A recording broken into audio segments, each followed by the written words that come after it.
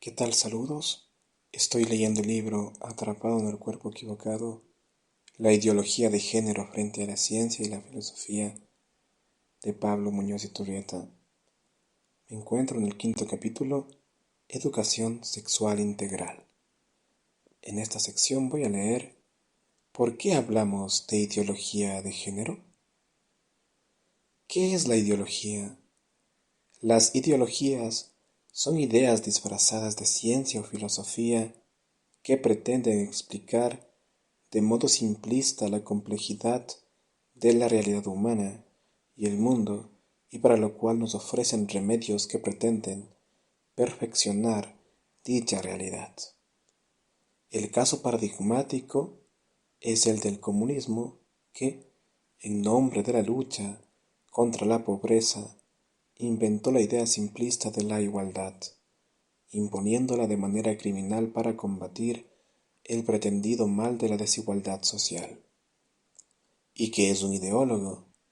Ideólogo es todo aquel que pretende conocer el cómo hacer del mundo un lugar mejor sin haber antes ordenado la propia vida o solucionado sus problemas personales.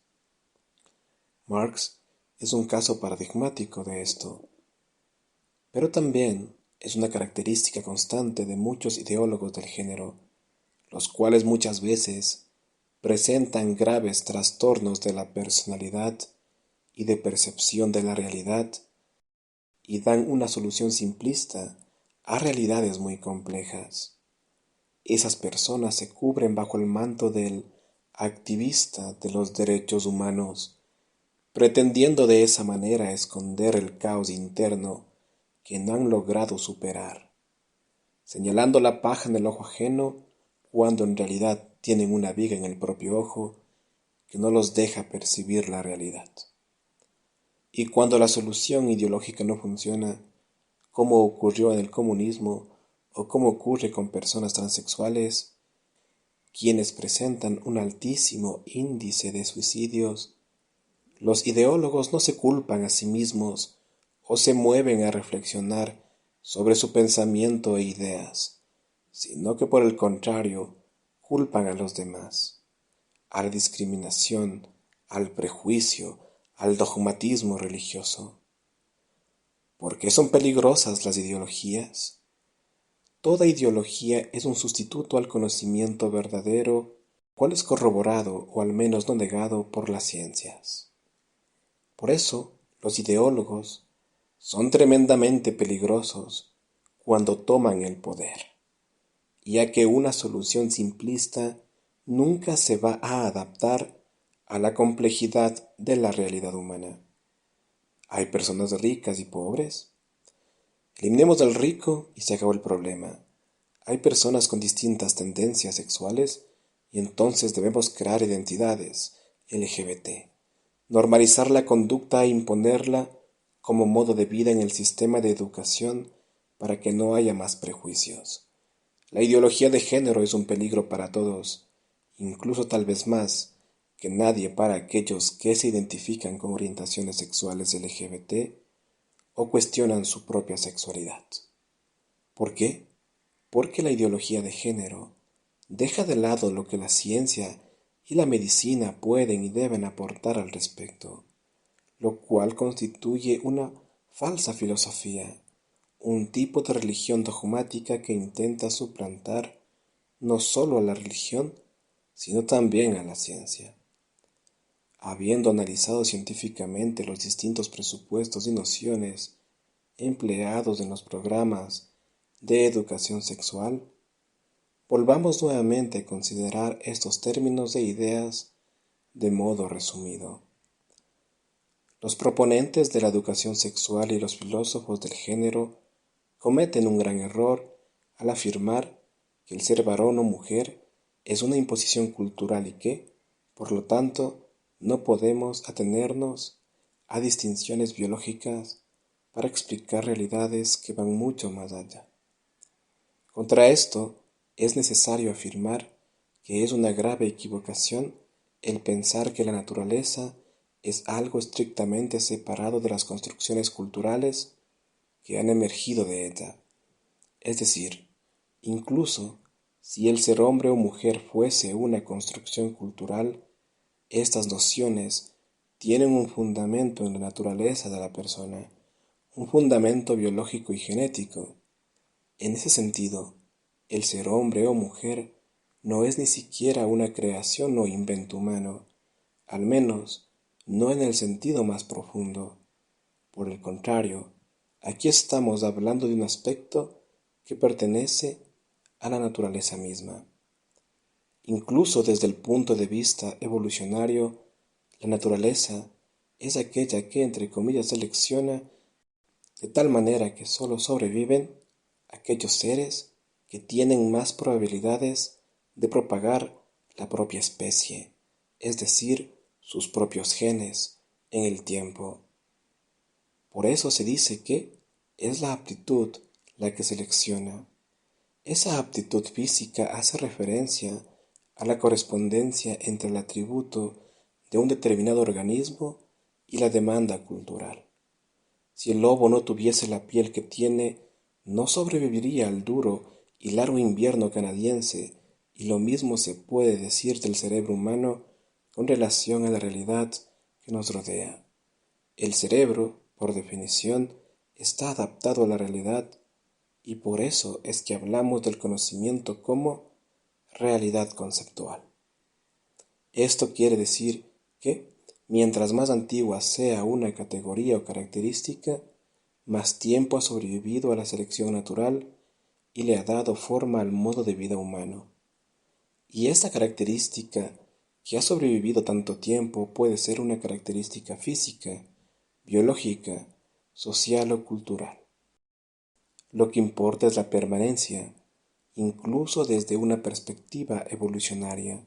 Esto nos revela que una distinción, como la de hombre y mujer, es en sí permanentemente biológica, genética y cromosómicamente real, por más que para algunos pueda parecer una mera construcción cultural o social. Desde tiempo inmemorial se ha entendido al ser humano como hombre o mujer, y las ciencias, especialmente la genética, la embriología, la biología y la zoología, lo han confirmado. Aquí no estamos hablando de una construcción cultural arbitraria como el patriarcado. Por lo tanto, incluso si el ser humano o mujer fuese una construcción cultural, esta no es para nada arbitraria. ¿Qué es lo que hace fundamentalmente que alguien sea hombre o mujer? No son sus cromosomas ni los roles que cumplen en la sociedad, sino la función reproductiva, es decir, si esa determinada persona, con todas las condiciones dadas, fuese a concebir una nueva vida, ¿qué función cumpliría? ¿La de ovular o la de inseminar el óvulo? La respuesta es lo que determina si alguien es hombre o mujer. Hay que resaltar esto porque la función reproductiva es un criterio mucho más profundo aún que la distinción cromosómica, XX femenino y XY macho, ya que las aves, por ejemplo, el par cromosómico es inverso a los mamíferos, ZZ macho y ZW hembra, por lo cual la zoología emplea la función reproductiva como criterio último, el cual abarca a todas las especies del planeta. Por eso, la única variable que sirve de base fundamental para distinguir el sexo es la reproducción y no otros rasgos biológicos o de comportamiento. Cualquier otra cosa es ideología. La ESI, o Educación Sexual Integral, desconoce esto por completo en su intento ideológico de transformación cultural, el cual queda descubierto en las palabras de Mara Brauer, una de las mentes detrás del plan de ESI en Argentina. La escuela es uno de los ámbitos específicos para avanzar hacia la transformación de prácticas culturales fuertemente arraigadas que profundizan las desigualdades y obstaculizan el desarrollo integral y el pleno de nuestros niños y niñas. ¿Es desigualdad el nacer varón o mujer? Y lo que es peor, se usa de la mentira constantemente, afirmando, por ejemplo, que el contenido es información científica validada, con el que se pretende desnaturalizar modos de actuación propios del niño y la niña. La ESI, además, desconoce las diferencias entre el varón y la mujer, con relación a la conducta y los rasgos psicológicos propios de cada sexo, ambos ampliamente demostrados por la ciencia. El pretender negar que los varones no se diferencian de las niñas en el juego, por ejemplo, es una ilusión utópica. La contradicción más graciosa se ve en el no permitir en el jardín de infantes que los varones jueguen a los autitos y las nenas a la casita, ya que no solo no hay que perpetuar juegos que alientan roles tradicionales, sino que además se acota que con la casita hay un problema extra. Se produce una estructura familiar patriarcal.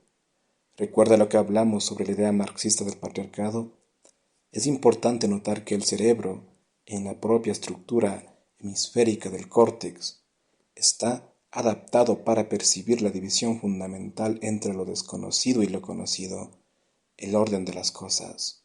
Es el cerebro el que capta la realidad del ser humano como hombre o mujer, y es el mismo cerebro el que capta un desorden o anomalía en la conducta sexual, por ejemplo, con respecto a los símbolos y nociones que representan la estructura del mundo, tales como ser hombre o mujer. Una idea o concepto es creíble en tanto y cuanto surja como consecuencia de la investigación realizada en distintos campos. Es lo que la ciencia llama validación.